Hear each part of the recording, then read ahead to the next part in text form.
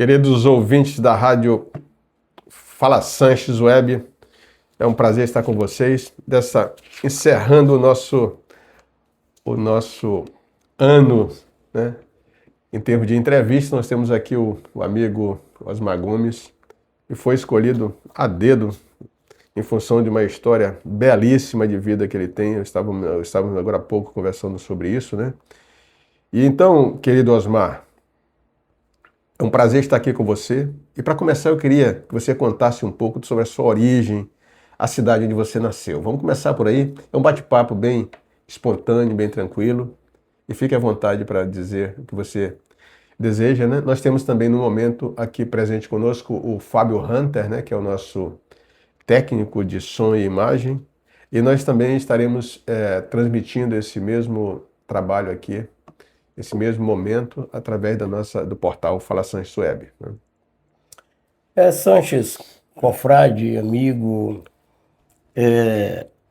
eu fico muito agradecido pelo convite que você me formulou para este bate-papo.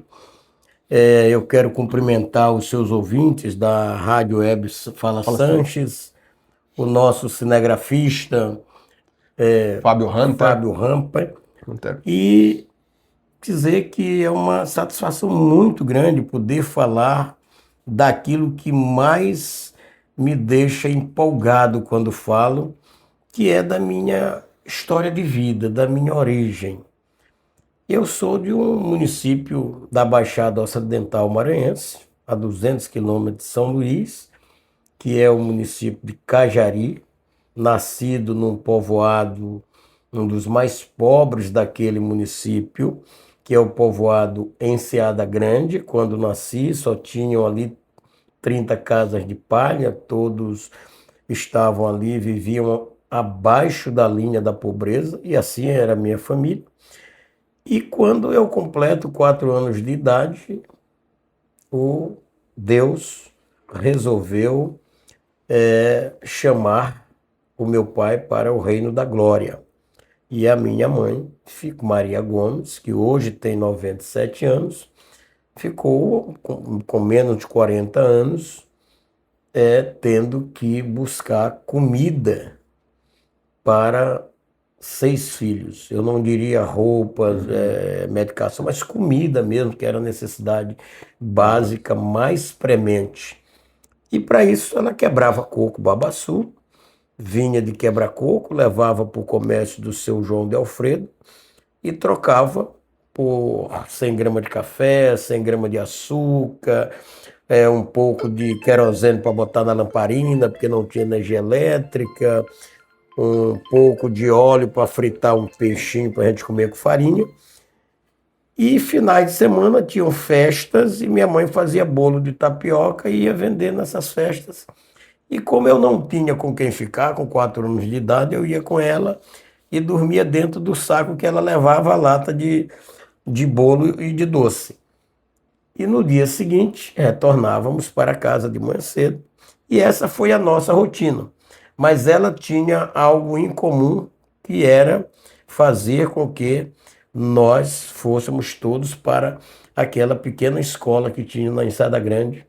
As professoras iam em casa para fazer a matrícula da gente no caderninho e ela estimulava para que nós fôssemos para a escola.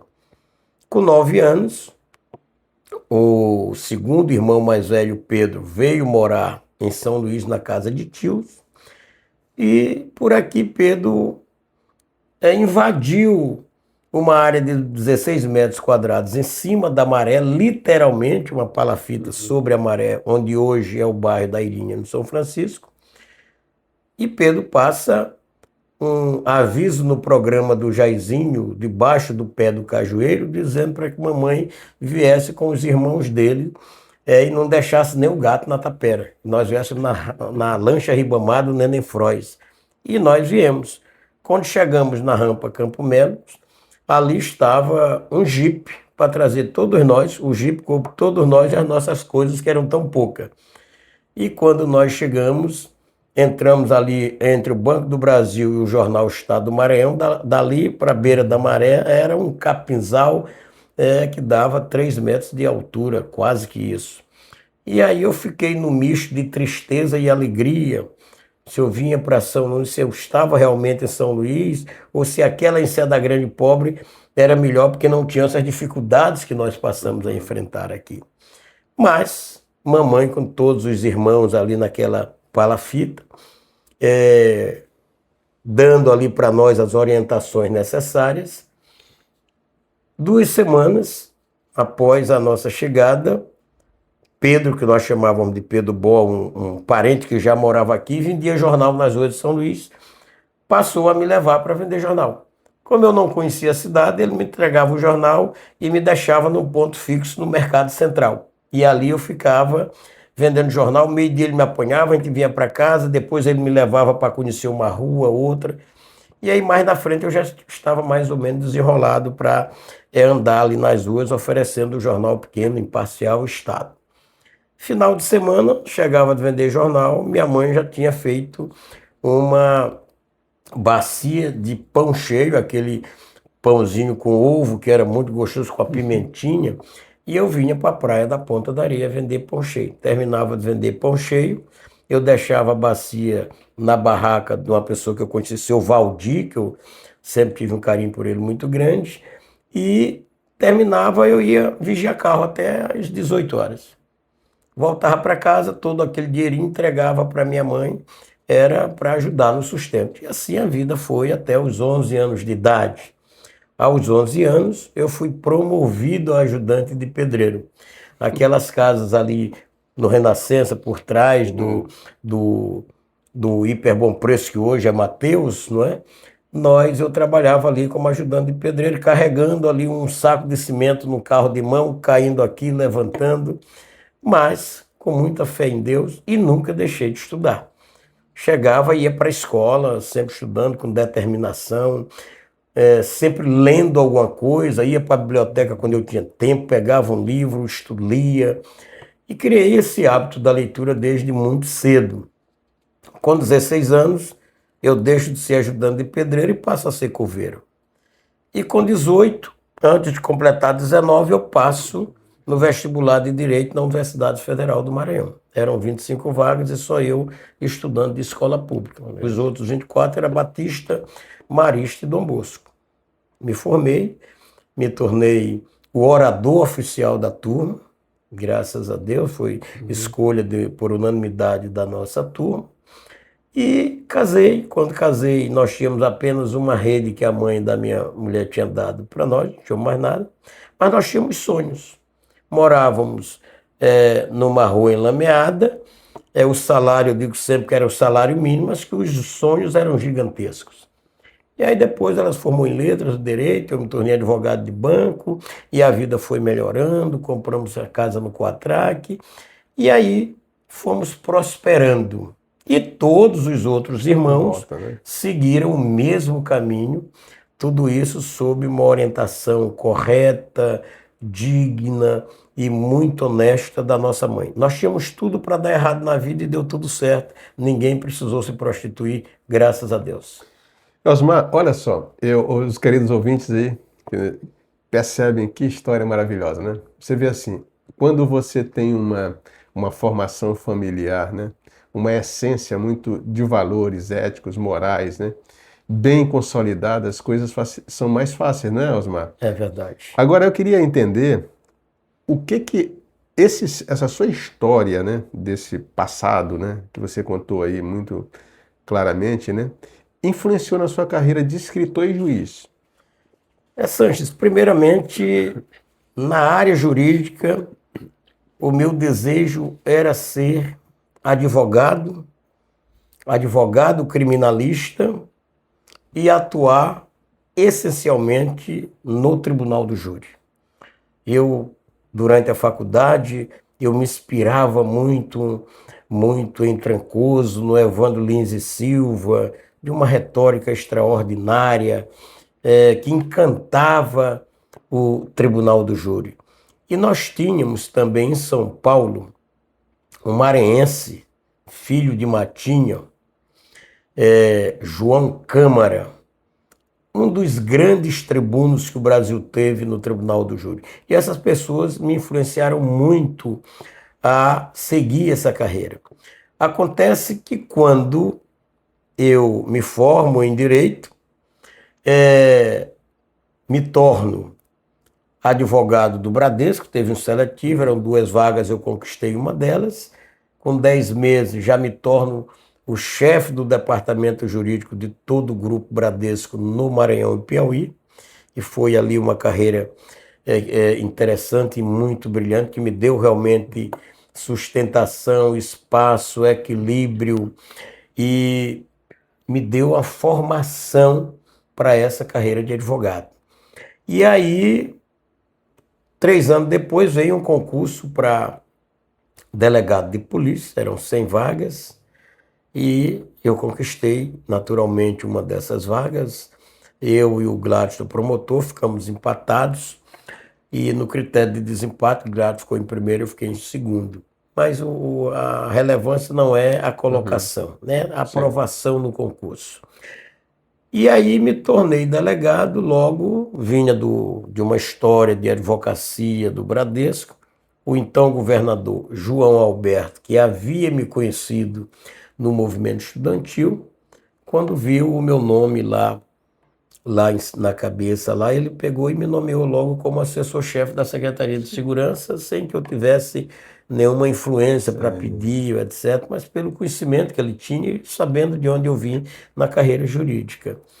E 2 anos depois vem o governo Lobão e eu sou nomeado como coordenador de toda a Polícia Especializada do Maranhão, incluindo o Instituto de Identificação, ICRIM e ML. 92, me convidaram alguns conterrâneos para que eu fosse candidato a prefeito da minha terra, em Cajari. Eu digo, mas como é que eu vou ser candidato a prefeito? Eu não tenho nada, uma estrutura para ser candidato. Não, mas vamos. Aí eu ousei ser candidato. Pesquisa me aponta com 2% apenas, e éramos os candidatos, já tinha o candidato do prefeito, que era o Bento Souza, o Dicoso, que era um sindicalista extraordinário que vinha naquele movimento de luta contra os búfalos na Baixada. Então, os dois eram favoritos, um do prefeito e o outro era o sindicalista. Aí veio mais Zé Silva, Abraão, 4, eu era o 5º candidato e com 2%. Mas eu ousei, com um discurso relativamente fácil, visitei as comunidades, e quando chegou no mês de agosto, ali nós estávamos, os 3, eu, Bento e o Dicoso, nós estávamos emparelhados. E aí houveram algumas uniões ali naquela reta final que me deixaram só. E aí praticamente se juntaram. E a eleição foi assim muito acirrada entre eu, Bento e Dicoso, e o Dicoso acabou ganhando a eleição. O sindicalista que era esperado pelo trabalho que ele desenvolveu. Então eu saí de lá muito satisfeito. E em 94, lá eu apoio o deputado João Evangelista, meu grande amigo de infância, e João se torna o deputado mais votado de Cajari. E aquilo ali me estimulou para chegar em 96 fortalecido. Só que em 96 eu tinha um outro desafio, que era a magistratura, que batia às portas, porque havia o concurso, estava marcado para outubro de 96. E aí, entre disputar a eleição e fazer o concurso, eu preferi fazer o concurso. E passei. Certamente. Fui aprovado, sou juiz há 29 anos. Esqueci a política, porque o juiz não pode se envolver com política, e eu não me envolvo, sigo a minha carreira jurídica. E o meu filho, com 19 anos, ousou ser candidato a vereador de São Luís, Osmar, e foi o 4º vereador mais votado. Repetiu a votação, em 2016 foi o mais votado, em 2020 o mais votado, 4 mandatos de deputado, de vereador, 2 vezes presidente da Câmara, e hoje deputado estadual mais votado do PDT em 2022, e em 2024 elegeu a mulher vereadora de São Luís.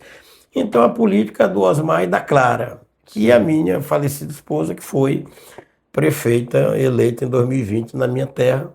Então, aqueles meus sonhos de seguir a política, eles materializaram, não é? E eu me Bacana. recolhi seguindo, me dedicando exclusivamente à carreira jurídica, e aí vem a outra parte, que é a literatura. Já não vamos falar não sobre é? ela. Que é a literatura. E aí, querido Sanches e Marcos, eu sempre percebi que a escrita era a maneira mais eficiente que eu tinha para seguir os sonhos. Era através da escrita. Então eu lia muito. Eu lia Machado de Assis, esse cara autodidata, Gonçalves Dias, Clarice Lispector, João do Rio, essa turma assim maravilhosa, Câmara Cascudo. Eu lia muito essa turma. E aí eu fui me encantando. E aí, naturalmente, que quando você tem escritores que te levam à reflexão e passam a ser o teu refúgio, o que a gente deseja é dar continuidade a isto para estimular as gerações atual e futura, para que elas possam ser, nós possamos ser refúgios delas e levarmos elas a refletirem como outros fizeram nós refletirmos e foram os nossos refúgios. Então esse foi o interesse, eu comecei a escrever e aí busquei o gênero literário e me identifiquei muito com o gênero da crônica, não é? Porque a crônica, uma batida de lata, uma buzina de um carro, um olhar aqui para a praia, um olhar para a praia, é o foguete que está subindo, são os fogos do ano novo, tudo isso te leva a refletir. No trânsito, por que alguém buzina e outro se estressa e surge desentendimentos e tal? E você passa a discorrer sobre isso, a fazer uma narrativa sobre esses acontecimentos diários.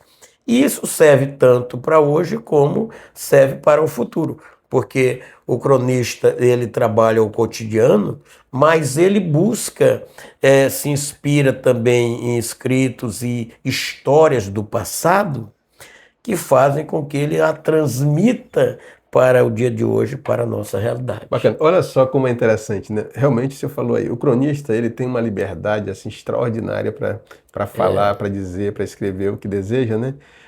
E essa liberdade facilita a gente a escrever, não é professor? Verdade, é verdade. Assim, eu tenho também, como cronista que sou, né? E você, inclusive nós, e depois vamos conversar sobre essas questões, né? A gente tem a oportunidade de falar de coisas que as pessoas elas se apropriam daquela fala, né? Perfeito, daquela escrita. perfeito. E elas absorvem aquilo com mais facilidade. Né? Perfeito. Por isso que eu acho que a gente, como cronista, a gente tem mais liberdade do que como um contista, como um romancista, sim. até mesmo o poeta também está muito livre, né? Tem essa Isso, liberdade. muito Mas livre, olha só, perfeito. interessante que você começou o seu primeiro livro, ele foi um manual prático de candidato a cargo eletivo. Olha só. Perfeitamente. E o que me inspirou a escrever esse livro? Só de uma forma bem objetiva, agora eu vou ser mais rápido na pergunta e na resposta, porque nós temos o tempo. E eu quero só dizer aqui para os nossos colegas ouvintes que chegaram agora para nos escutar, que nós temos aqui a entrevista com o nosso querido amigo, escritor, presidente foi eleito agora presidente da Academia Ludovicense de Letras, né? E também é membro efetivo da ALMA, a Academia Literária do Maranhão, da qual nós somos parceiros, nós somos confrades dessa academia, né? E também da Academia Maranhense de Letras Jurídicas e da Academia Matiense de Ciências, Artes e Letras, com muito orgulho. Certo. Então, aproveitando só, antes de você fazer a resposta, eu quero dizer aos colegas que estão nos escutando aí da Academia Maranhense de Letras, Academia Ludovicense, Academia Luminense de Letras, Academia Maranhense de Trovas, Academia de Ciências e Belas Artes, Academia de Alcântara, que nós tivemos recentemente lá, de Axixá, de Arari, né? O pessoal de Anajatuba que nos escuta. E demais entidades da Federação da Academia de Letras também, que nós temos certamente alguém nos escutando agora, da União Brasileira de Escritores, que estão conosco também, nesse momento, a Sociedade de Cultura Latina do Maranhão, né? E aos demais ouvintes aí, o nosso querido abraço, nosso abraço fraterno. E eu quero voltar então ao querido amigo para a resposta da... pergunta que eu... Veja só, o Manual Prático do Candidato a Cargo Eletivo foi o meu primeiro livro. Eu já era juiz de direito, já tinha atuado na comarca de Barreirinhas e havia sido promovido para a comarca de Coelho Neto. E eu percebi que havia uma dificuldade muito grande dos candidatos, tanto a prefeito quanto a vereadores, e das lideranças e coordenações políticas, das coligações, que havia coligação naquele período, em entender e compreender o passo a passo do registro de candidatura, aquilo que impedia, que podia ou não podia fazer durante a campanha, a questão da inelegibilidade. E aí eu procurei escrever sobre isso e da forma mais fácil e mais compreensiva para eles. Fazer um manual sobre perguntas e respostas. O que é a legislação eleitoral, o que vem ser o candidato, o que vem ser uma coligação, quem pode participar de uma coligação, como é que se dá o registro de candidatura, quais os impedimentos que tem para ser candidato na mesma cidade, por exemplo, quais são as questões das inelegibilidades, os impedimentos, e aí eu procurei traduzir isso de uma maneira muito mais fácil e exemplificativa para que essas pessoas iam ler com facilidade e compreender melhor e exercitar melhor o direito deles de concorrer e disputar um cargo eletivo, seja no executivo, seja no legislativo. E foi uma obra, coincidentemente, Sanches, que em 120 dias vendeu no Maranhão mais de 4.000 exemplares. Olha só. Entendeu? Foi extraordinário. Interesse, né? Extraordinário pelo interesse que foi despertado. Bacana. Osmar, eu queria só lembrá-los que nós temos 2 momentos, né? Nós temos o primeiro momento, nós vamos fazer 30 minutos. Nós temos quantos minutos no momento? 23, né? Aí nós vamos dar uma paradinha, né? Sim. E aí nós voltamos com o segundo módulo. Nós estamos ainda concluindo. Okay. Agora, então, para concluir o nosso primeiro módulo, a gente vai fazer um bate-volta. Ok. Resposta rápida, tá ok? Assim, ó, você foi um homem de grandes realizações, né? Inclusive, só o fato de você tomar posse de algo na sua vida, a gente já percebe que as coisas já começam a avançar, né? Em função de uma energia, de uma aura muito, né, positiva, de uma história, né, de uma herança, né? Então, eu quero que você me responda quais foram os principais obstáculos que você superou na sua carreira de juiz. Veja só, ser juiz não é fácil. É uma doação, é uma missão, não é?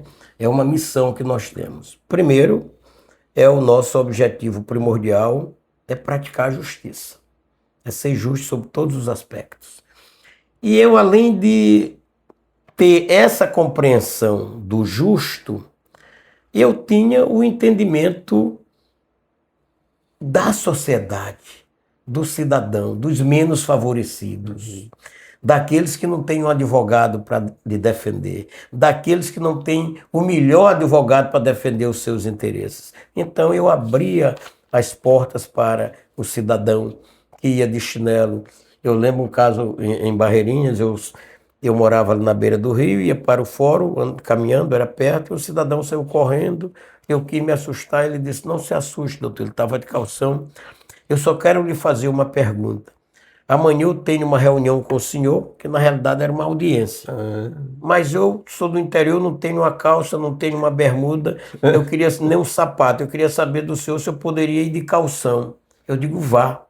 Quando ele chegou, não pode entrar, aí eu ouvi, digo, não, pode entrar, sim. Eu não vou olhar para o calção dele, para a roupa dele, eu vou querer saber o conhecimento que ele tem sobre os fatos. E pasmem. Se eu não tivesse tomado o depoimento daquele cidadão, talvez eu tivesse cometido injustiça na minha decisão. Foi o depoimento mais essencial e fundamental para o deslinde daquela ação. Olha que atitude linda, meu irmão. Você já ganhou aqui mais pontos do que já tinha comigo. Eu acho que a gente tem que considerar as pessoas como são, né? de verdade, né? É verdade. Não é o cargo, não é a posição, não é o dinheiro que vai fazer Não, você não. tratar alguém de forma diferente, né? Tudo isso é o de Mas outra menos. pergunta rápida, bate e volta. Agora, na sua área literária, na sua trajetória literária, momentos de destaque. Eu acho que o que mais me destacou é quando eu fui convidado pela editora Autografia do Rio de Janeiro, por onde eu lanço hoje os meus livros, para lançá-los na Bienal Internacional do Livro de São Paulo, na Bienal Internacional do Livro do Rio de Janeiro e na Feira Literária Internacional de Paraty, na Flip. Eu acho que ali são momentos em que você se depara com escritores do mundo inteiro. Eu, quando estava em São Paulo, a minha mesa de lançamento estava a menos de 10 metros da mesa da Xuxa, que estava lançando também um livro lá. E escritores assim fenomenais do mundo todo, e você se apresenta, conversa, é apresentado, dialoga sobre a região que você mora, sobre o estado que você reside. E essa conexão é muito importante e me levou depois a participar já de 4 coletâneas internacionais com escritores de países de língua portuguesa e me levou há 4 anos atrás a ser capa da revista Lusofônica, que é a revista que divulga escritores no mundo inteiro. Então isso foi ponto alto para mim na literatura. Excelente. Eu quero aproveitar também para mandar um recado aqui para o nosso querido Coronel Lopes, que nos escuta, rapaz. Ele me ligou agora há pouco, mas não pude atendê-lo, viu, mestre? Fique tranquilo. Eu estou sabendo que você está nos escutando aqui. Ele é fã desse nosso movimento, né? E também um Amém. grande incentivador Maravilha. nosso, né? Também recebo meu abraço, coronel. Certo, Satisfação certo. grande. Você já falou das suas obras, incluindo crônicas, mas me parece que você também escreveu contos, né? Sim. Escreveu contos, né? Você E, também já citou um pouco sobre o processo de criação, quando você diz assim, eu olhando um, um- um avião passando, eu vendo uma nuvem, eu percebendo o movimento de uma formiga, né, tal. sim, sim, sim. Qual foi aquela inspiração que você teve que mais, tipo assim, que você ficou impressionado depois? Porque tem aquele que você escreve, que você acha que faz uma revolução, né? E É, depois ninguém percebe. Mas tem isso. aquele que você escreve que pareceu que ter ser tão simples que deu uma repercussão muito bacana. Me diga um exemplo desse na sua carreira. Veja só, eu, além de levar os meus escritos para os livros, eu escrevo toda semana para o Jornal Pequeno, o Jornal Imparcial e o Itaquibacanga. E você, às vezes, está em determinado local, está num shopping, está numa padaria, numa conveniência, e alguém chega e diz: O senhor é o doutor Osmar, eu leio os seus escritos todos os finais de semana e gosto muito. Então, esse é o alimento do Verdade. escritor, de quem escreve, não é? Esse é o alimento de quem escreve, é o que mais nos fortalece. Não é a venda do livro, é a receptividade da comunidade leitora com aquilo que você escreve. E a crítica, quando eu autografo um livro para alguém, para um amigo, e fiz isso recentemente, eu digo: olha, tu vai levar essas 3 últimas obras minhas, mas eu quero que você faça crítica. Depois de ler, faça crítica, porque isso é que vai nos tornar escritores Melhores. melhores a cada dia. Não é? Então, eu não tenho assim um fato específico, são inúmeros trabalhos que, se eu tivesse que enumerá-los aqui, tomaria o tempo todo. Mas eu lembro que a minha falecida esposa, ela foi a óbito 2 horas da manhã no hospital sírio-libanês, segurando as minhas mãos, em uma das minhas mãos. E aí, todo aquele transtorno momentâneo, antes, momentâneo e o pós, me fez depois, em 2 dias, escrever uma crônica em que eu dizia que a vida é efêmera, o amor jamais. Aí eu venho contando toda aquela narrativa daquela madrugada fria, Uhum. quando ela adormeceu e nos deixou. Então, essa crônica realmente, ela não só me deixa até emocionado quando eu falo, como eu já tive a oportunidade de lê-la umas 10 vezes, porque de fato é muito inspiradora. A criação que você tem naquele Sim. momento, e você vai ler depois de que eu escrevi Uhum. isto, é a mesma coisa no começo da carreira. É isso aí. É como o juiz, por exemplo, no início da carreira, você dá um despacho, uma decisão ou uma sentença, que 28 anos depois eu Você vou vai olhar aquela ler. sentença e digo, foi eu que fiz isso, eu fico horrorizado. Porque você, pô, mas é o natural, é É, a mudança, né? vivência, é a Aprendizado. experiência que você vai ganhando, a qualificação que você vai trabalhando. E aí eu fiz várias especializações, mestrado, doutorado, e aí você vai crescendo com isso, amadurecendo e melhorando o que você faz. E aí eu digo sempre que eu trabalho, eu vivo e procuro ser uma pessoa melhor a cada dia. Hoje eu quero ser melhor do que eu fui ontem, amanhã eu quero ser melhor do que hoje, e assim sucessivamente. Certo, meu amigo Osmar Gomes. Quantos minutos nós temos para encerrar esse primeiro módulo, querido? Temos 2 minutos para encerrar o primeiro módulo aqui. Eu estou aqui com a companhia agradável, simpática do nosso querido Fábio Hunter.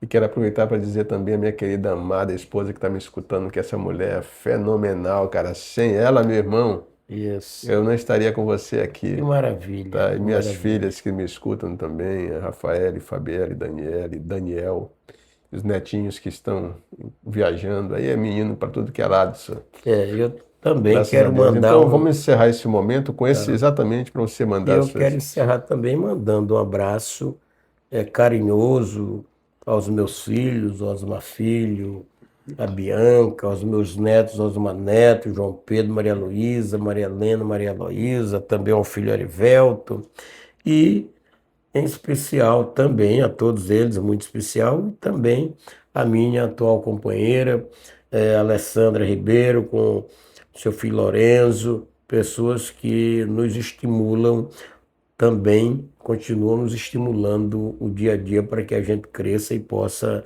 melhorar a cada dia. Eu ontem vi, Osmar, ontem não, foi semana passada, né? Não, essa semana ainda, né? Que você eram 6 irmãos, né? Você, né? É, Tá.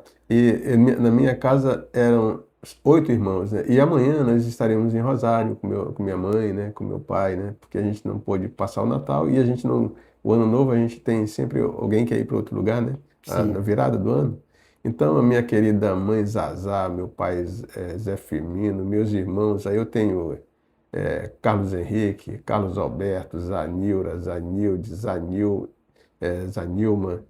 tem Josete, tem Wilton. Rapaz, é menino, é gente demais, meu Pois irmão. é, E toda essa turma, aí, diga aos seus aí quem e são eles. aproveitando esse gancho aí também, não poderia deixar de agradecer a quem foi a fonte de inspiração de toda a minha vida. Se não fosse ela, eu não estaria aqui. A minha mãe, Maria Gomes, que tem 97 anos de idade, lúcida. E se você perguntar, Dona Maria, a senhora é aposentada? Ela vai te dizer: minha aposentadoria são meus filhos.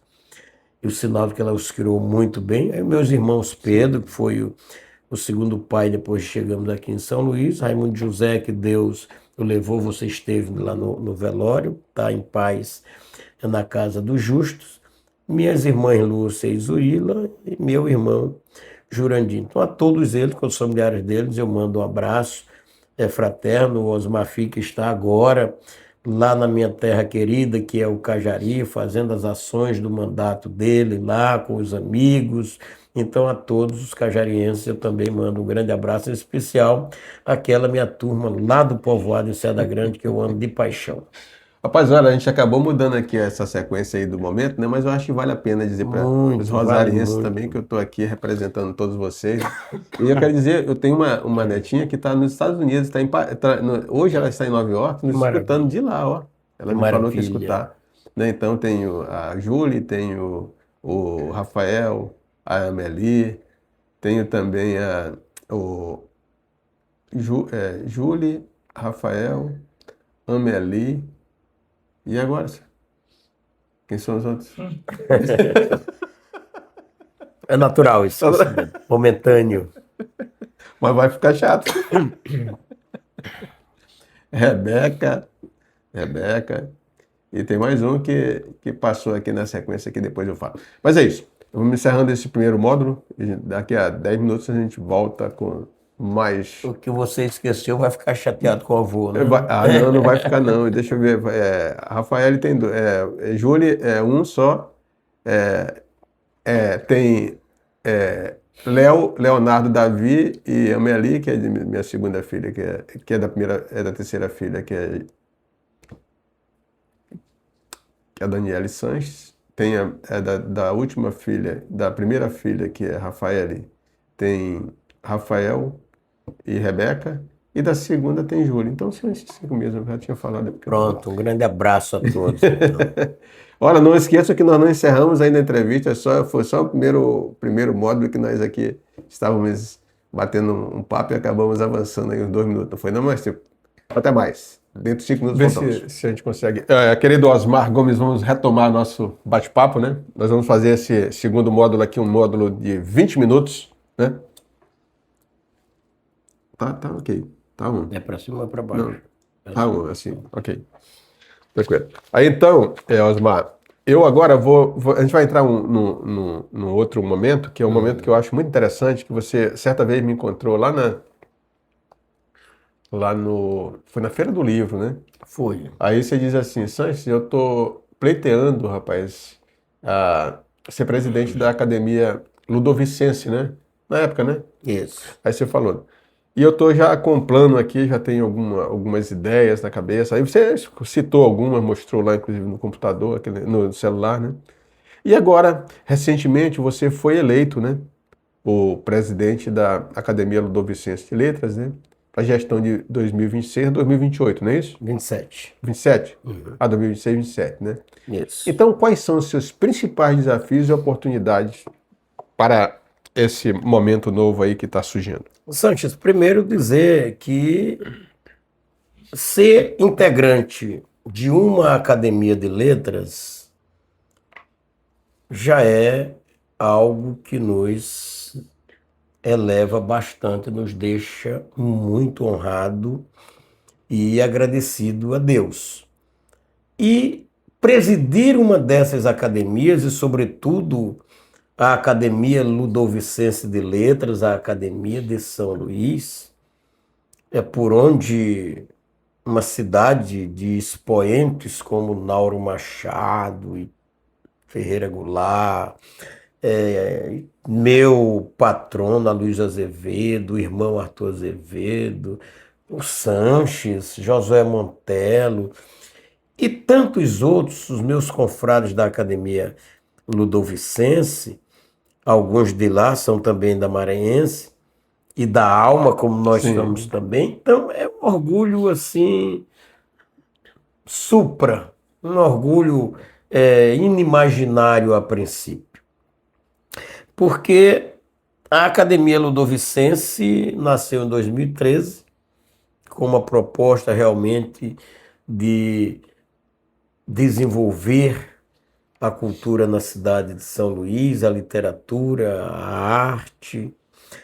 E tivemos, no primeiro momento, o confrade Roque Pires Macatrão, depois a confreira de Leci, depois o confrade Antônio Noberto, seguido do confrade Daniel Blume, depois a confreira Jusceí e atualmente, até o dia 31 de dezembro, o confrade Sanatel Pereira. 6 presidentes, cada um no seu tempo, no seu momento e na maneira de enxergar, fez a sua parte, não é? E eu, que fui convidado por uma boa parte da academia para enfrentar esse desafio, eu topei o desafio, recebi o apoio, compareceram dos 40, 37, os 37 sufragaram ali o voto para que nós pudéssemos ser o presidente eleito. Os 3 que não votaram foi porque estavam fora do país, não foi por outro problema, então foi uma votação unânime. O que aumenta a responsabilidade da gente, não é? Verdade. O que aumenta a responsabilidade, mas também, dentro desse desafio, estava buscar a harmonia da Academia Ludovicense de Letras. Desenvolver uma gestão harmônica em que os 40 membros possam participar da gestão. Então, eu digo sempre que será uma gestão de 40 presidentes e de 80 mãos, porque todos terão sua participação efetiva dentro desse processo. E quando você olha, quais são suas principais propostas? Eu digo sempre que todas as academias de letras, e eu disse isso, não podia, mas mandei por escrito para que o confrade Vavá fizesse a leitura no evento da Falma lá em Alcântara, nós precisamos exercer o protagonismo. As academias precisam exercer o protagonismo. Sair das salas, das casas onde funcionam e abrirem as portas, a janela, descer a escada e olhar fora. Como é que está lá na rua? Como é que está nas escolas? Nas universidades, e a academia precisa ir para dentro das escolas, discutir com a juventude qual é o papel de uma academia de letras, como é que se formam leitores, como é que se formam escritores. Para ser um bom leitor, naturalmente ele será um bom escritor. O que foi o movimento que levou São Luís a ser Atenas brasileira? Escritores, filhos de maranhenses, foram estudar, naquele momento era a Europa, e o Centro Cultural do Brasil, na época, era Rio de Janeiro. Quando voltaram de lá, começaram a discutir São Luís, as belezas de São Luís, escrever sobre os becos, tambores de São Luís, de José Montelo. E aí essa pleiada de escritores, com vários gêneros literários, não deixaram com que isso fosse apenas um momento de São Luís, mas levaram São Luís e divulgaram para o Brasil, para o mundo. E aí vem São Luís recebendo a denominação de Atenas brasileira. Quando foi fundada a Academia Brasileira de Letras, nós tínhamos quem ali? Graça Aranha e Coelho Neto, 2 maranhenses subscrevendo a ata de fundação e tomando assento na Academia Brasileira de Letras.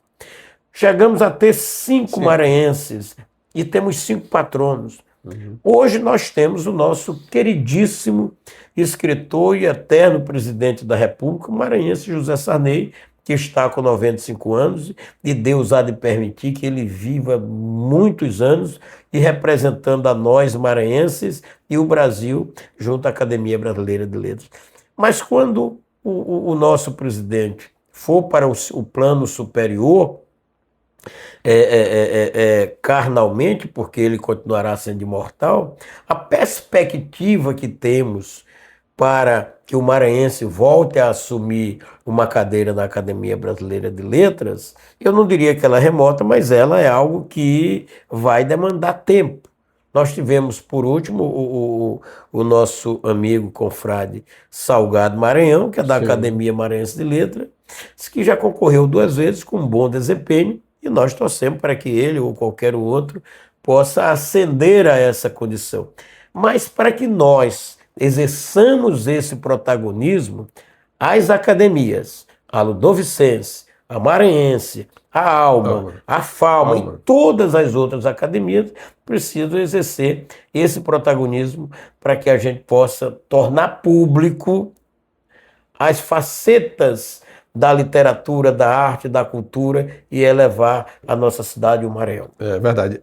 Nós tivemos recentemente, né, com o presidente Zé Sarney, né, semana agora, né, numa visita lá do Instituto Histórico e Geográfico do Maranhão, fui convidado para participar, não sei se você acompanhou, né, e realmente é uma pessoa extraordinária, você falou bem, né, assim, de uma memória surpreendente, né, e lógico que toda essa herança dele, tudo isso que ele está deixando aí, de alguma forma, isso alimenta também o nosso desejo de continuidade, né?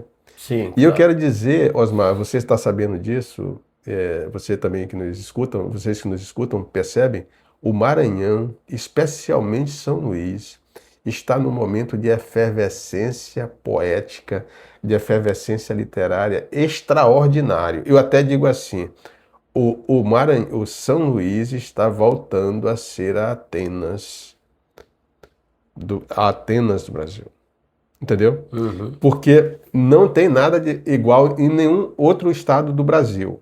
Se você chega em qualquer... Aqui, ó, só o número de academias que foram fundadas recentemente aí. Sim.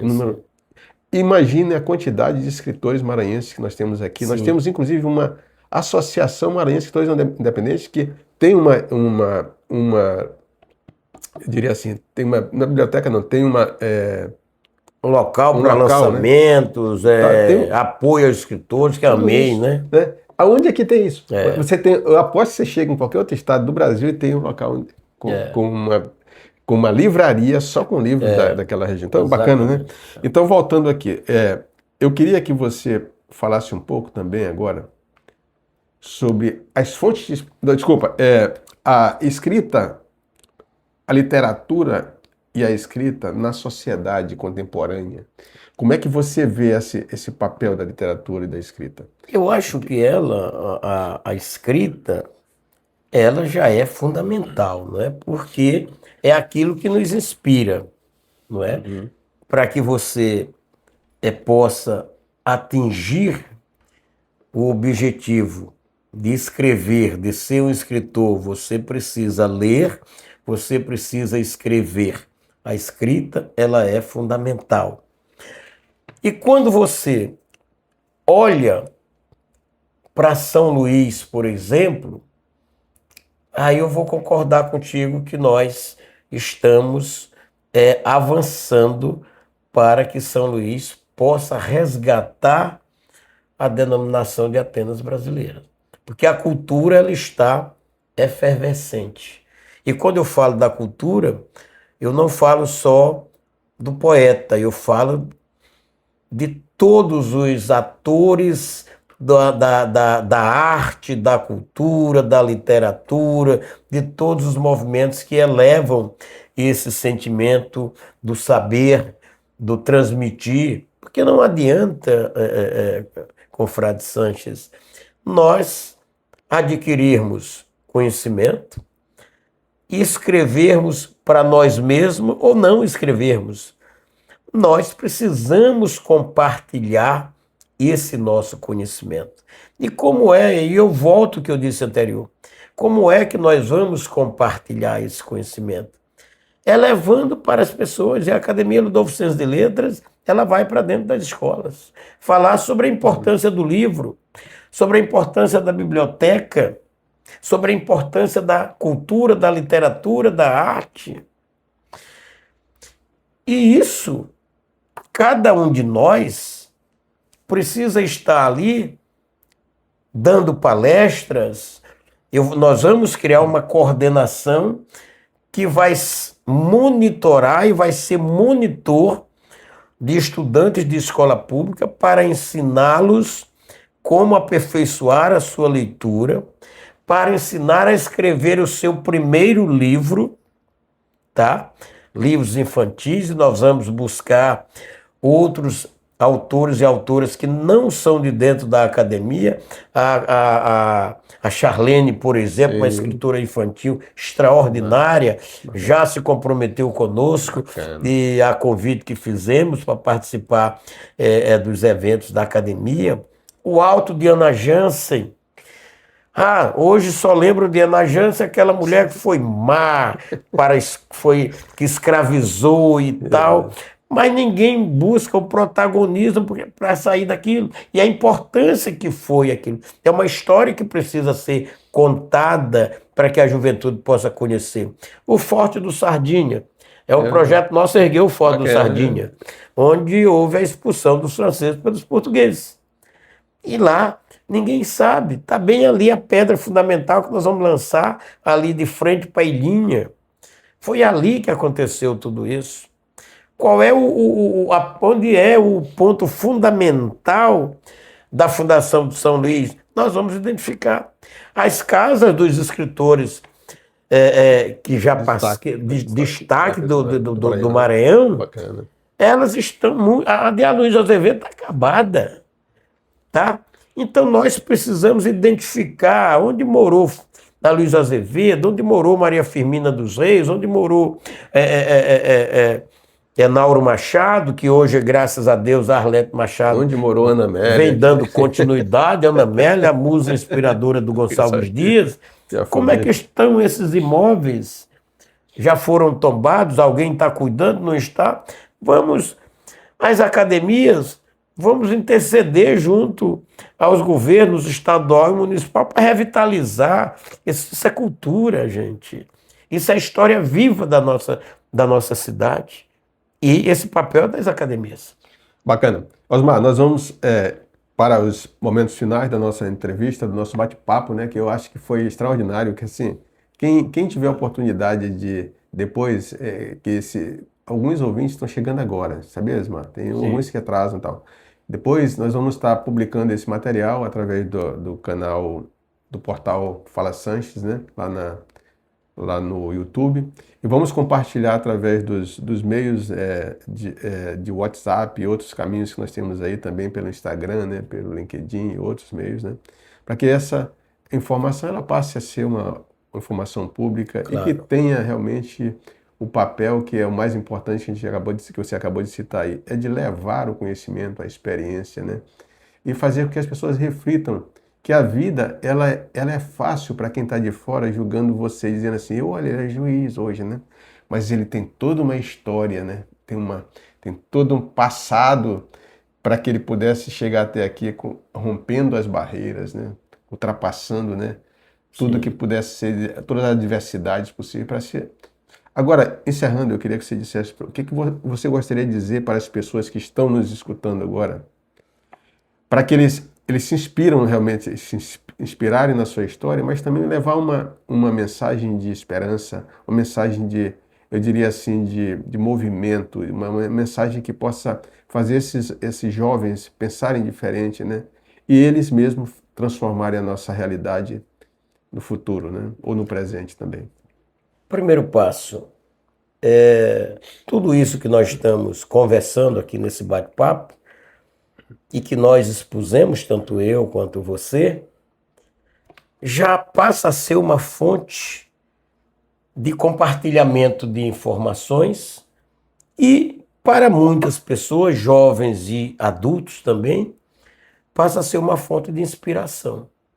Então, por que nós estamos hoje debatendo isto? É porque alguém lá atrás foi fonte de inspiração para nós, não é? Autores, escritores, como eu citei aqui, você também citou, e tem muitos para citarem, que foram fonte de inspiração para você, para que você pudesse chegar até aqui.